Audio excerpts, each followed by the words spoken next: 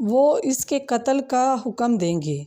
آج کی انجیل مقدس بامطابق مقدس متی مسیح تیری ستائش ہو۔ اس کا 20 باب 17 سے 28 آیت تک۔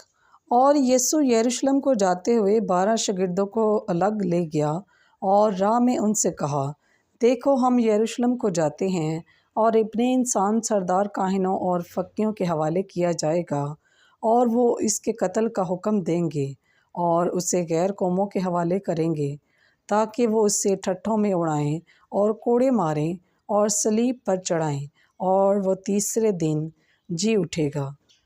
تب زبدی کے بیٹوں کی ماں اپنے بیٹوں کے ساتھ اس کے پاس آئی اور سجدہ کر کے اس سے کچھ عرض کرنے لگی۔ اس نے اس سے کہا، تو کیا چاہتی ہے؟ اس نے اس سے کہا، فرما کہ یہ میرے دونوں بیٹے تیری بادشاہی میں ایک تیرے دائیں اور ایک بائیں بیٹھیں۔ یسوع نے جواب میں کہا، تم نہیں جانتے کہ کیا مانگتے ہو۔ جو پیالہ میں پینے کو ہوں کیا تم پی سکتے ہو؟ انہوں نے اس سے کہا، ہم پی سکتے ہیں۔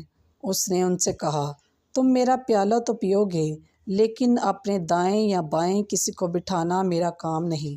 یہ ان کے لیے ہے جن کے لیے میرے باپ کی طرف سے مقرر ہوا۔ اور وہ 10 یہ سن کر ان دونوں بھائیوں سے خفا ہوئے، مگر یسوع نے انہیں اپنے پاس بلا کر کہا، تم جانتے ہو کہ غیر قوموں کے سردار ان پر حکم چلاتے ہیں اور امراء ان پر اختیار جتاتے ہیں، لیکن تم میں ایسا نہ ہوگا، بلکہ جو تم میں بڑا ہونا چاہے وہ تمہارا خادم ہو، اور جو تم میں اول ہونا چاہے تمہارا غلام ہو۔ چنانچہ ابن انسان اس لیے نہیں آیا کہ خدمت کرائے، بلکہ اس لیے کہ خدمت کرے اور اپنی جان بتھیروں کے لیے فدیے میں دے۔ بس پاک کلام کے پڑھے اور سنے جانے پر خداوند کی خاص برکت ہو۔ خداوند کا شکر ہو۔